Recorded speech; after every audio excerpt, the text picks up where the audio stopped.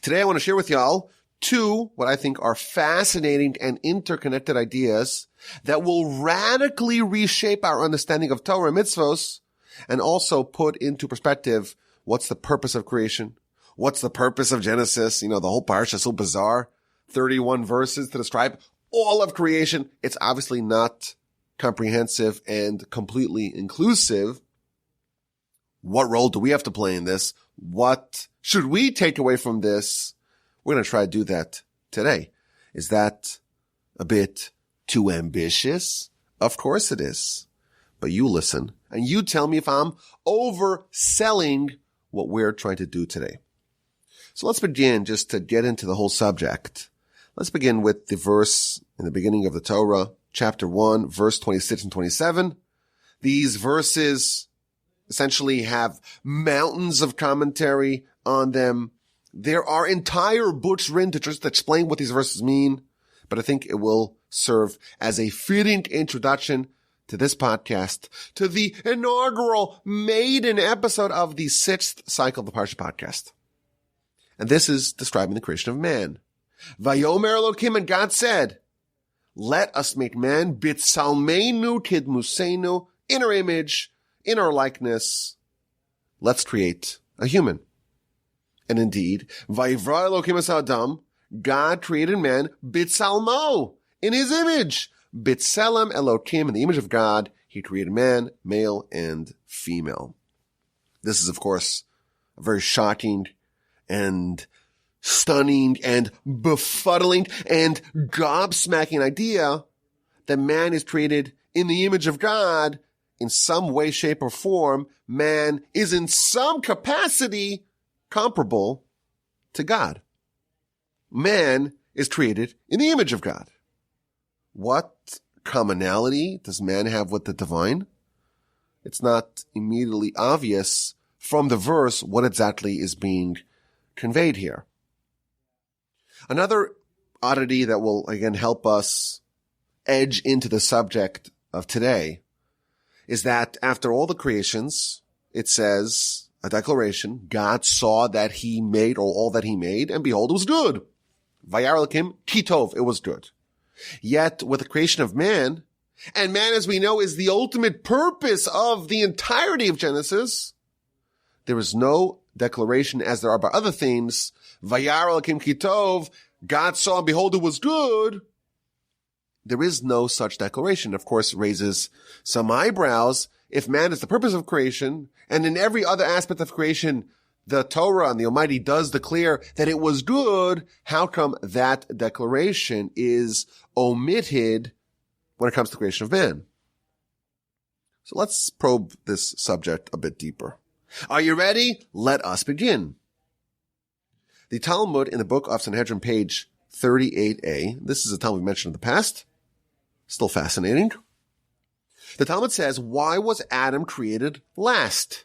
If you look at the creation, you have, of course, day 1, day 2, day 3, 4, 5, and 6. At the end of day 6, after all the animals and all the stars and all the galaxies and the heaven, the earth, the waters, the upper waters, the lower waters, the firmament, everything's done. The fish, the birds, the creepy crawlers, it's all done. The very last thing that the Almighty creates in the 6 days is man. Asks the Talmud, why was man created last? And the Talmud gives 4 answers, but the first answer is really a head scratcher. Why? Why was Adam created last? So that way the heretics should not say that God had a partner with him in creation.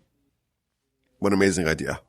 Had man been created on Tuesday, or Wednesday, or Monday, or Sunday, had man been created earlier, before the rest of creation, there would be a concern that the heretics would say, oh, God didn't create all those other things by himself. Man helped God.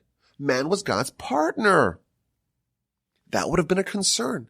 And therefore, in order to avoid that problem, God said, you know what? I'm going to make man last. And if he wasn't around by all those creations, no one could ever claim that man was the partner with God in making the birds and making the galaxies and making the fish and making the animals and making the creeper crawlers and making the sun and the moon and the various other constellations. No one can make such a claim anymore. Now, this is obviously a head scratcher because, wait a minute, what exactly is the concern? Man cannot be a creator. Why is there this concern? Why are we worried? Oh, if man came earlier, then there would be some legitimacy to the claim of the heretics to say that man helped God, man partnered with God. What's the concern? So from this Talmud, we find something fascinating, really two fascinating ideas. Evidently, man can be a creator. And therefore, had man, so to speak, preceded day 6, someone or the heretics could have said that man partnered with God. Man has that power. This is a massive insight. Of course, it demands an explanation. But it's evident from the Talmud that had man preceded day 6, there would have been some legitimacy, some grounds for the claims of the heretics that man aided God, man participated with God, man partnered with God in creation. What an astonishing idea. Man could be a creator to a certain extent. What does that mean? We have to explain. That's idea number 1 from this Talmud. But he isn't. He came last, and therefore he did not create the world or even aid God, partner with God, help God in any way. He came last. He came after everything was done. Now here's where it gets interesting. I found 3 sources in the Talmud and the Midrash that say explicitly that man indeed can partner with God. So again, the Talmud says that man was created last, so no one should claim that man partnered with God in creation. Yet I found 3 sources, and I will give you chapter and verse so you can look it up to make sure that I'm not pulling some wool over you. I'm not cheating here. There's no chicanery here. The 6th year of the Parsha Podcast is going to start with me giving you sources, chapter and verse, where to find what I'm saying, so you know it's legit. Don't trust me. Don't trust me. Don't get lulled into complacency and say, oh, Wolbe's been around for 5 years, read the Parsha Podcast. He's reliable. No. Check the sources. See if I'm making this up.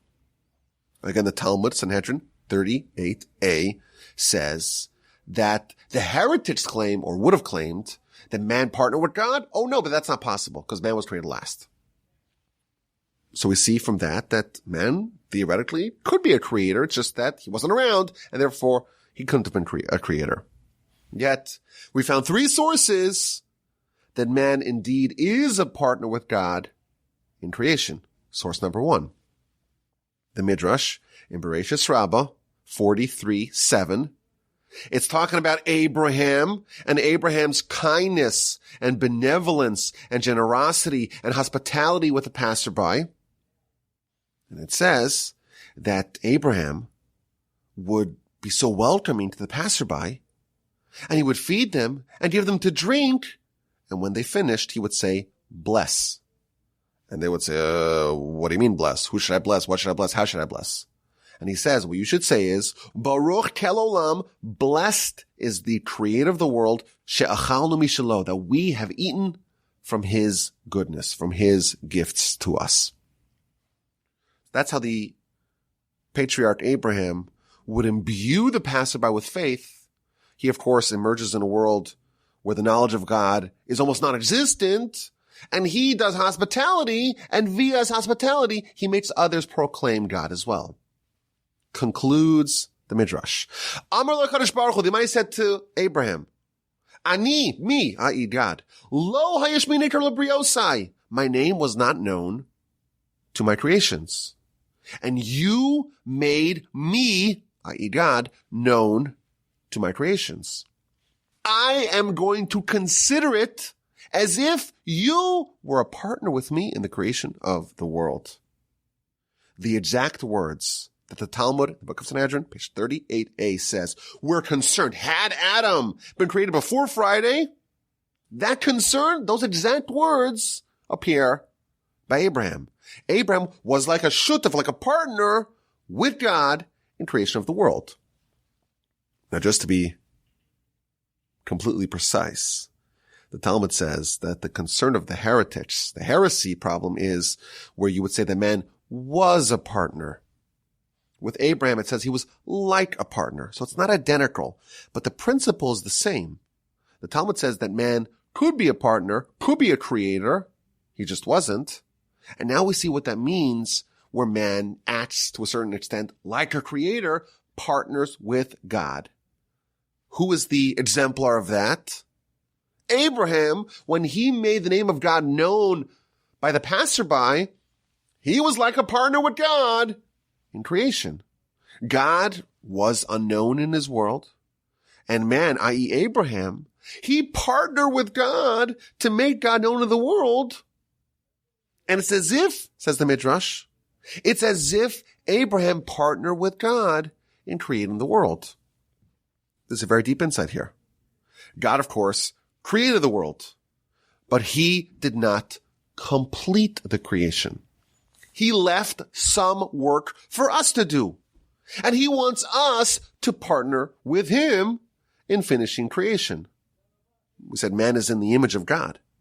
Just as God created the world, we too can have a share in finishing, in completing, in perfecting that creation. Abraham did it. God was unknown. The passerby didn't know that they had a creator. And that's a flaw. That's a lacking. That's a gap. There's something missing in the creation. Of course, it's a deliberate flaw. The Almighty wants us to remedy this flaw. But by doing that, by Abraham publicizing the name of God in the world, Abraham became God's partner in completing creation. That is the power of man. That's what it means to be created in the image of God. It means, just like God created, you created in the image of God, Abraham created in the image of God, partnered with God in completing this creation. Maybe we could even say that there's like the 99% of creation and then there's the 1%. Had Adam preceded the end of the 6 days, someone could have said, the heretics could have said, hey, if man can partner with God to finish the creation, well, maybe man aided God in creation itself. And that's why man had to be created last. 99% of creation was done by God alone without man even existing at that time. But that last 1%, or maybe the 0.0000001%, is up to us to complete. We must complete creation. We must partner with God in finishing what he started. God wants us to be part of the 1%. That is the essence of man. That's what it means to be created in the image of God. God created a partner in creation. Now, is this a good thing or a bad thing? Well, the answer is that it's not yet determined. We get the choice. We have the free will to decide whether or not we're going to partner with God. We have the choice and we have the opportunity. But we can also, of course, neglect that awesome responsibility and that awesome opportunity. And therefore, it cannot yet be determined whether or not it's a good thing. Is humanity a good thing or not? Well, God has partners. Are those good partners or bad partners? That depends on whether we do what it is that we were created to do, namely to partner with God, to complete creation, to be a creator, to complete what God started. Our mission, perhaps we can say, is to apply the classification, V'hinei tov ma'od, and behold, it was good, to apply that to ourselves.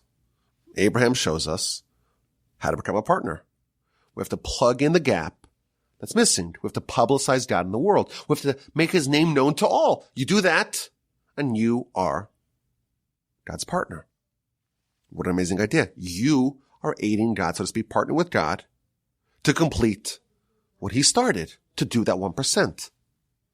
That's the first instance where this terminology of man being God's partner is featured.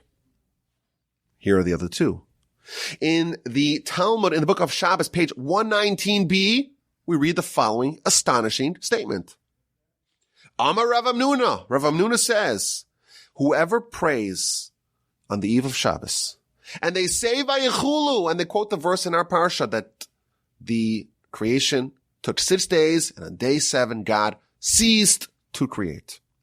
Male Allah, because of the scripture considers it as if, ki'ilu, as if, na'aseh shutav HaKadosh Baruch Hu ma'aseh Bereishis. He became a partner with God in creation. Again, an astonishing idea. Partnering with God, creation's over and done with. No. There is still work to be done. Abraham found a world where God was not present. The knowledge of God was not ubiquitously known to all. And Abraham started the process of partnering with God to finish that. And that is what Shabbos is all about. Shabbos is to make godliness known here, to proclaim godliness in this world, to make this world indistinguishable from the spiritual world, to create parity between the heavenly realm and here, to unite the two disparate worlds, to transform this world that, by default, denies God into one that exhibits, that manifests him. Shabbos is testimony that God is the creator. And by us making that declaration, we, like Abraham, of course, with the passerby, we're partnering with God.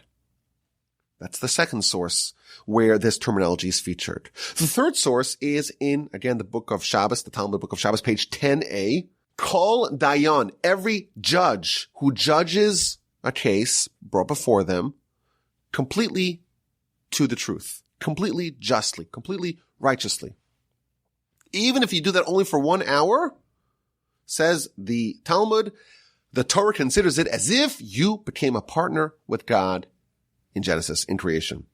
And it brings a source. It says over here by Moses, that Moses judged the nation from morning to evening. And it says by creation, by Genesis, the God, Vayier, Vayiboker, it was morning, it was evening. Oh, we find out from that by judging righteously, it is equivalent to a certain extent to creation. What does this mean? It's the same principle. There's a dispute. There is a court case. There is uncertainty. There is opacity. And a judge's role is to illuminate what the will of God is in this case. He is tasked with revealing what the will of the Almighty is. In effect, he is bringing God into an area where there was a dispute that was challenged. The principle, the will of the Almighty was not agreed upon by all, and the judge infuses the knowledge and the recognition of the will of God into this case, and that's very similar to Shabbos, very similar to what Abraham did. You are infusing godliness into this world. And Moses, of course, did that. Moses, as, of course, the exemplar, as the paradigmatic example of a judge who was righteous, he was a partner with God. So maybe we can even say we have 3 levels. With respect to Shabbos, the book of Shabbos, page 119, if someone makes a declaration of Shabbos, that is personal testimony that God exists. And that makes you a partner. And then you have righteous judgment. That's when someone is enacting the will of God in this world, like Moses did, making sure that the world operates in accordance with the divine will. And that too is partnering with God. And then there's the third example, which is exemplified by Abraham, publicizing the name of God in the world, making others aware of this grand principle, and that too renders a person into a partner. In all of these 3 instances, man is partnering with God. Man is actualizing man's superpower of being created in the image of God. Man is determining that it is kitov, that behold, it is good that he was created. Regarding God's partners, it can be definitively said, behold, it was good. Now, there are some amazing perks of partnership. If you are God's partner, there's some amazing benefits that you get. The Talmud says, in the book of Shabbos, again, page 63a, a person who does a mitzvah, again, the fulfillment of God's will, another example of partnering with God. If someone does a mitzvah as it is written, as it was instructed, says the Talmud, afilu HaKadosh Baruch Hu gozer gzeira, even if God decrees a decree, hu mevatla. That person who does a mitzvah can annul that decree. And it quotes a series of verses. Umi yomer lo ma ta'aseh. One verse says, and who could tell God what to do? And a subsequent verse says, shomer mitzvah lo yeda davara. So Rashi explains what this means is, who can dictate to God and tell God what to do? Someone who is observant of the mitzvos. What an amazing idea. God renders a decree, and a person who does mitzvos can annul that decree. This sounds heretical, right? This sounds like crazy. But again, I'm telling you where it says. Chapter, verse, the book of Talmud, Shabbos, page 63a. What this means is that you can tell God what to do, provided that you are his partner. God's partners have a say. They cannot be ignored. An amazing idea. Man can override God. God wants to make a decree. You say, no, I'm sorry. Why? Because I'm a partner. You created the world. You left me some work to do as well. And therefore, if I do that, as exemplified in this example, someone who does a mitzvah as it's intended, I'm a partner with you. And a partner has a say as well. Of course, the vast majority of humanity are not partners. They're not partners with the Almighty. And therefore, they hold no sway over the divine decisions. This is the reason why, by the way, people traditionally go to the righteous for blessings. Someone's righteous. They indeed are a partner with the Almighty, and therefore they carry weight in determining what will happen to people. God makes a decree, and the tzaddik, the righteous person, can annul it. Most people, the vast majority of humanity, they're not partners. We call them maybe extras. They're extras. They're bystanders of creation. Regarding them, it cannot be definitively said that their creation was good. They are not utilizing and implementing and actualizing their superpower of being created in the image of God. They have not yet actualized that, and therefore they really carry no sway. What an amazing idea. God created the world, but left it a bit rough, a bit unpolished, a bit unfinished. The world is still not perfect because his presence is not tangible and palpable to all. We need to finish the job. We are his partners in finishing creation. Now, there's another source I want to just throw out there. The Maharal in the book called Tiferes Yisrael, chapter 69, he goes a bit further. He says, in every aspect of creation, man needs to complete and process and develop, so to speak, what God started, what God created. Every mitzvah that we do, we're elevating and perfecting and completing an aspect of creation. And what happens when we're done? What happens when we've partnered with God to such a degree that we have completed creation? When the world is perfected, we have a name for that. The name for that, of course, is Messiah. And isn't it noteworthy that the three instances in the literature where it talks about people partnering with God, well, one example is Abraham, and the second example is Moses, and the third example is someone who keeps Shabbos. And the Talmud tells us that keeping Shabbos, that is the way to effectuate, to beget, to bring about Messiah. And we know, this is a principle we spoke about in the past, that there are three levels of revelation. The first revelation is Abraham. He was the first one to partner with God. The next level of revelation is Torah, Sinai, is Moses. And the final level of revelation is Messiah. And that is when the world, the mission of the world has been perfected, it's been completed, and we can move on to the next epic of history. There are three levels of revelation, which is another word for completion, for perfection. And the definition of Messiah is when the world has been completed, when we did our job, when we finished that 1%, when we actualized our superpowers of being created in God's image, when we've determined once and for all that our being created, behold, it was good.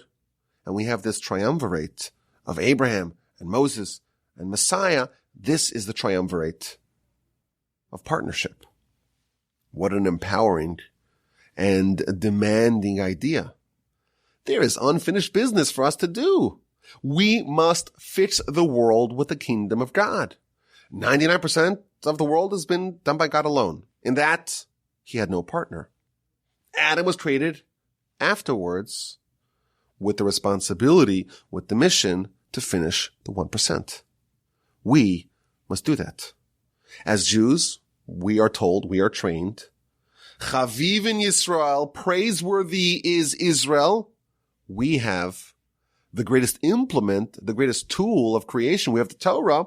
We were given the Kli Chemda, the precious tool that they might have used to create the world. We have Torah. We are armed, not just with being created in the image of God as any other human, but we have the superpower. We actually have the knowledge of exactly what we need to do to complete that. That was given to us. Every mitzvah that we do forever changes the world and all the other spiritual worlds as well. We must partner with God. I want to take this a step further. After all, it's the first maiden episode of the 6th cycle of the Parsha Podcast. I have to give you something really juicy and meaty. And by the way, there's even more of that yet to come in the Exquisite Insight segment of the podcast. And of course, I had less time to edit, less time to work on it, so I'm going to give you more than I would typically give you. Listen to this. Chapter 5, verse 1. Zeh Sefer Toldos Ha'adam. This is the book of the Chronicles of Adam. What this means, Rashi tells us, what this means is, this is the family, the lineage, the progeny of Adam. And then Rashi adds, Umidrashi Agada. And if you want to look at the Agadic Midrash, Yesh Rabbim, there's a lot of Agadic Midrash literature on this verse. What exactly means this is the book of the Chronicles of Adam. So if you look at the Talmud, this is featured in Sanhedrin 38b and in Avodah Zarah 5a. We read the following astonishing, surprising, and perplexing statement regarding this book of chapter 5, verse 1. Zeh Sefer Toldos Ha'adam. This is the book of the Chronicles of Man. Says the Talmud, there's actually a book called the Chronicles of Man. And God showed this book to Adam. And in this book, it shows dar, v'darshav, generation and generation, and those who are going to elucidate the generation. And dar v'chachamav, every generation and its wise people.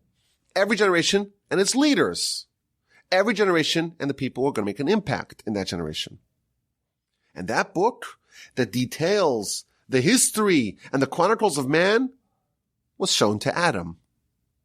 It was shown to one person as well, one other person as well, to Moses. We'll get to that in a second. And Adam had no comment, essentially, on all that he saw, with the exception, says the Talmud, of when he saw the generation of Rabbi Akiva. Once he arrived at the generation of Rabbi Akiva, samach b'toraso v'nesatzev b'misaso. He was happy, he was gladdened in the Torah of Rabbi Akiva, but he was sad, he was depressed, he was upset, bothered by the death of Rabbi Akiva. This is an amazing insight here. There's a book called the Book of Adam, the Book of the Chronicles of Adam, and it has all the secrets of what's going to happen throughout history. Obviously, this is a great mystery. It makes us wonder, of course, is there an entry for us? And what exactly does it say about us? It's very mysterious. And it raises all kinds of questions. Why did God show this to Adam? Why did God show it to Moses? Why are they broken up into generations? When exactly did God show this to Adam? How does this not tamper with free will? This is a window into God's perspective of history. If we would see it, our free will would get corrupted. And it's interesting, only Adam and Moses are documented to have seen this book, and there's a reason why only they could see it. But there's an interesting observation I want to share with you. I want to connect it to the previous idea of being God's partner. There are 3 people who are mentioned specifically in this book. So the Talmud says, again, the book of Sanhedrin, page 38b, it says that Adam saw Rabbi Akiva and was happy with his Torah and saddened with his demise. In the Zohar, this is Bereishis 55a, it says that Adam saw David, and he saw that David was going to die in childbirth, and he dedicated or conveyed 70 years of Adam's life were apportioned to David, and that's why David lived to be 70. And Adam, who was supposed to live to 1,000, died 70 years prior to his intended date of death at the age of 930. Of course, this is very interesting that Adam was so concerned about David. Adam was so worried about David dying in childbirth, and he felt so connected to him, he was willing to apportion 70 years of his life to David. And of course, it raises other questions. What's at least the mechanism of giving over years of your life to someone else? So what's the nature of conveying life years to someone else? But we have Rabbi Akiva being featured. We have David being featured. And there is a third person who is featured in this book that we know for sure. The Midrash tells us that Moshe saw the same book. And again, in this book, Dar V'Shoftov, every generation and its judges, every generation and its teens, every generation and its wise people, every generation and its leaders, every generation and those who teach and those who enforce and those who are the financial leaders of the nation. And even, we're told in the Midrash, every generation and its thieves and its crooks and its wicked people, every generation and its prophets.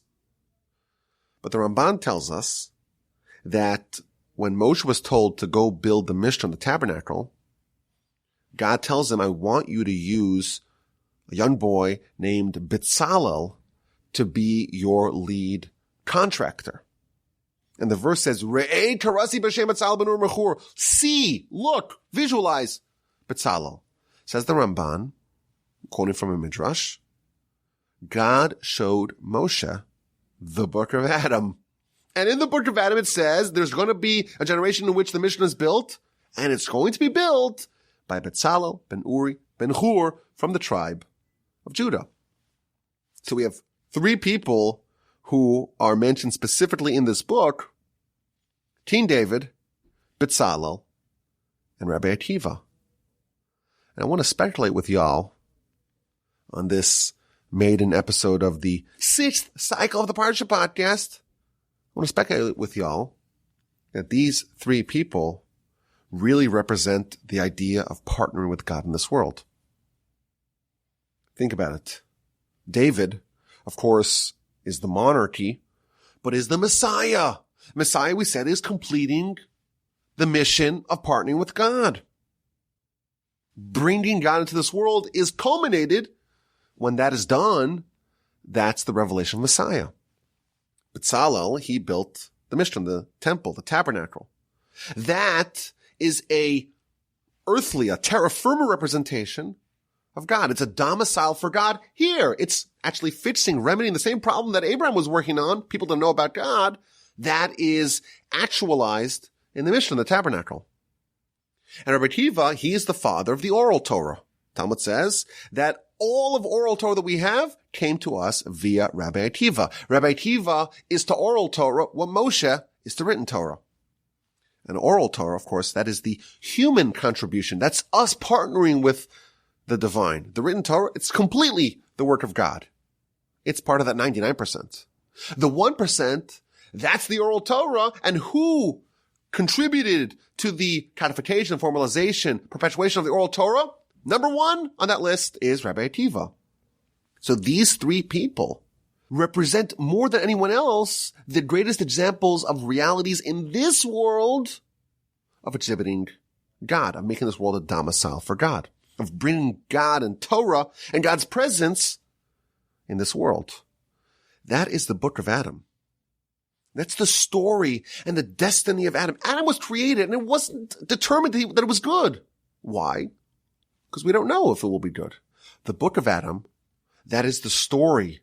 That is the mission. That is the mandate. That is the destiny of Adam to complete the world, to partner with God and complete what he started. And Adam is really worried about this. He's really worried about David. What's going to be if David is born, dies right away? Well, then there's going to be a flaw that's going to be unremediable because Messiah won't exist, because the Davidic line won't exist. He's saying, I'm willing to give up anything in order to be determined about us, about humanity, that behold, it is good, that we're living up to the mission that we have, that we are indeed utilizing the superpower of being created in the image of God. What an amazing idea. What a way to start the Parsha Podcast 5782. What a way to start the 6th cycle. What a way to start the Torah. We were created with powers unrivaled by even the angels. We're created in the image of God. The Almighty expects of us to complete what he started. He did almost everything, but there is a little bit of polish for us to do. He wants us to bring his name in the world, to perfect the world, to fix the world. That is our mission. And by doing that, it can be said upon us that God saw us and behold, it was good. Let us be partners and not extras. Now, before we get to the new segment of Exquisite Insights, I want to just answer the question of the last A&Q of last year. We asked the question, why, when the Torah is eulogizing Moshe and delineating all his great qualities and all his great attributes and all the amazing things that he did for the Jewish people and for the world, why does it throw in this barb that when they mourned him, it wasn't quite like the mourning given to Aaron? It seems inappropriate to have a little bit of criticism, even though it's, of course, we take it. Of course, we take only being mourned by the males of Israel, not the females. We take it, but still it seems inappropriate when the Torah is praising Moshe to have a little bit of critique, or at least to say he's not as great or wasn't as beloved as Aaron. So the Maril Diskin, who was the chief rabbi of the town of Brisk and eventually Jerusalem, he said an amazing idea, a very famous idea that he said about this question. He says, actually, the Torah is praising Moshe. The Torah is praising Moshe by saying that he was a complete leader, and even though some of his decisions were unpopular, he did them nonetheless. The fact that not everyone wanted to mourn Moshe, that is indeed one of Moshe's accolades.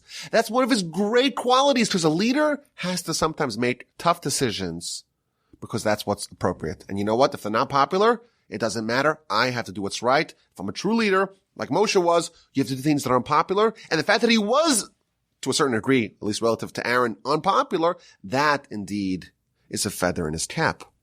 A rabbi who no one wants to fire is probably not making enough of those tough decisions, those unpopular decisions that are the rabbi's mandate. To be a leader means to take a stand and to do things that may be unpopular, at least to some of the people, but they are correct. And thus it is praise for Moshe. It shows that Moshe has a backbone. He was willing to do unpopular things. Okay, let's get to this week's Exquisite Insight. This is something we're going to start off. Hopefully we'll be able to do it the whole year. Find an idea that's just a mind-blowing idea. Hopefully it'll be short, not something too long. The one I have for this week is a little bit longer than what I envision this segment being. But you let me know if you like it. If you really, really insist on continuing the A&Q, convince me, persuade me. My email address is rabbiwolbe@gmail.com. Okay, so in our Parsha, we have, of course, the sin of Adam and Eve in the garden.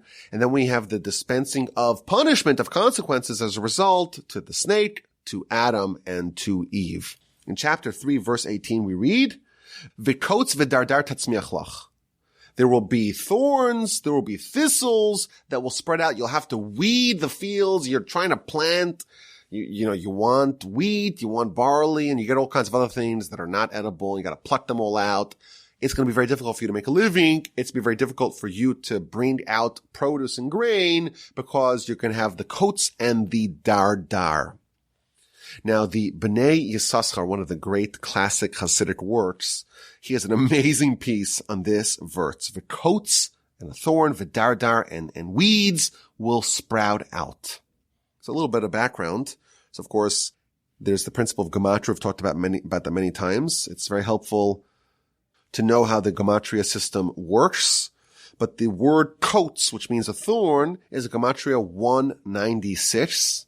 And the word dar, which is really dar twice, each dalet is 4 and resh is 200. So it's 4 and 200, 204. Now the word coats, which means a thorn, just is very helpful to know, to understand this idea. Coats also means like a serif. So you have a serif, which is like a little dash or a little dot at the end of a letter, like a kutso shel yud. The little bit, the little jot that comes out of the yud is called the kutso shel yud, the coat, so to speak, the thorn of the yud, which is the little serif that comes out of the top of the yud. So here's the idea that the Bnei Yissaschar says, an amazing idea. Originally, man was someone who did good naturally. All evil was disdainful in the eyes of man. And then man eats from the tree of knowledge of good and bad. And now there is a mix-up. There is good and bad operating within him, and it's almost indiscriminate, and you don't really know what's good, what's bad, what should I embrace, what should I avoid. And of course, the objective of Torah is to illuminate before us, to guide us, to instruct us what's good that we should embrace, we should adopt, we should adhere to, and what's bad, that's dangerous, that's fire, that's poison, that'll kill us, and we should, of course, avoid. And that's the objective of Torah, and that's why it says about the Torah, behold, I have placed before you life and good and bad and death. Embrace life, choose life, and avoid death, avoid bad.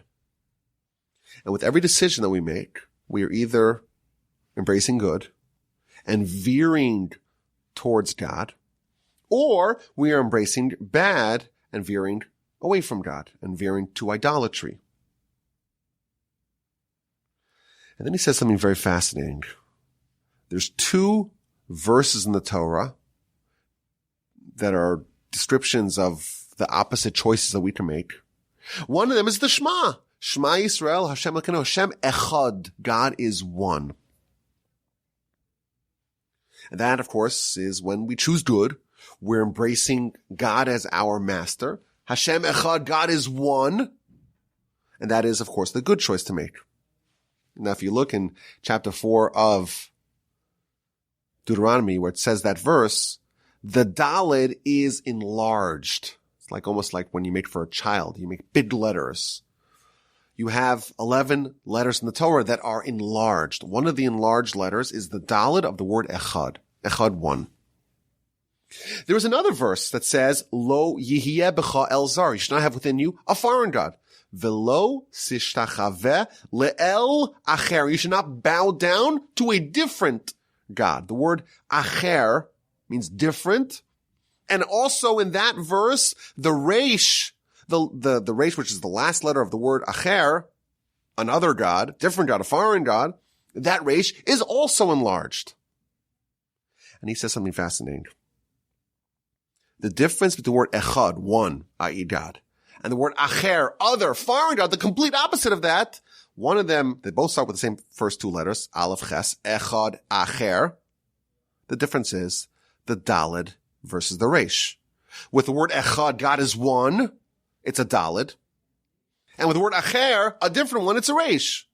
Now, if you know what a daled looks like and a resh looks like, they are almost identical. If you look at them, like an old printing of a book where the printing wasn't quite as crisp.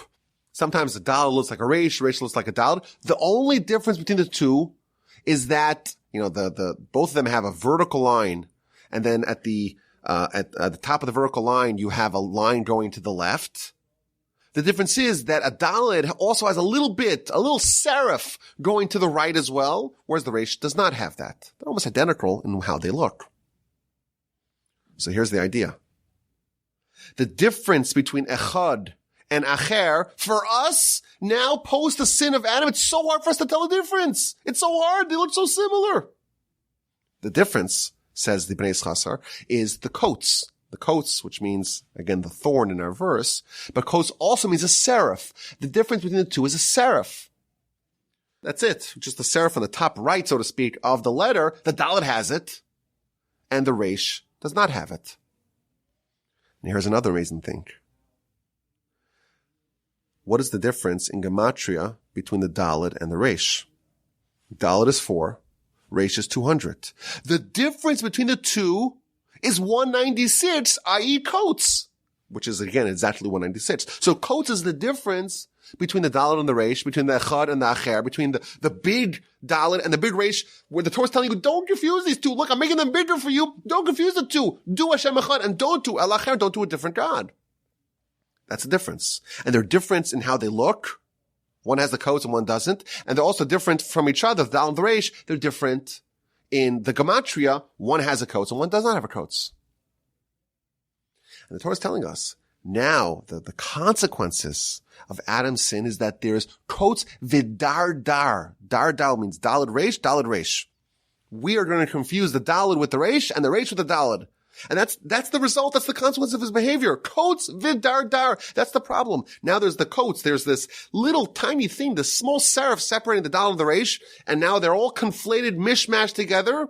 And now the dardar, we have this dardar, which is, again, it literally means the weeds, but the Dalet and the Resh are now helplessly entangled. It's a big problem. We don't know, are we doing Hashem Echad? Are we following the will of God? Are we doing just good? Or are we maybe, God forbid, now veering off the path and we're following El Acher, a different God? We are doing idolatry. What an amazing little piece. Now we connected, of course, the golden calf. Lech raid, with the sin of the golden calf, God tells Moshe, go descend. The word raid is a resh and a dalet, the same two letters of dar dar. And he connects to two. Of course, in the past we've spoken about how the sin of the golden calf is emblematic of the sin of Adam. It's the conflation of the resh and the dalet. And the Torah is telling us, hey, I'm taking these letters, I'm making them really big. Don't get them confused. Make sure you, so to speak, undo the dardar, the coats and the dardar of Adam. No, you should embrace Hashem Echad, and you should eschew El Acher, a different God. What are your thoughts? Do you like this new format? Send me an email regardless. My email address is rabbiwolbe@gmail.com. Thank you for being here. Thank you for your incredible support throughout the years and for being with me, persevering for the first episode of the Sitch Cycle of the Parsha Podcast. Have an amazing rest of your day and a fabulous Shabbos. And may this be a year of tremendous blessing to all of us in the Parsha Podcast family.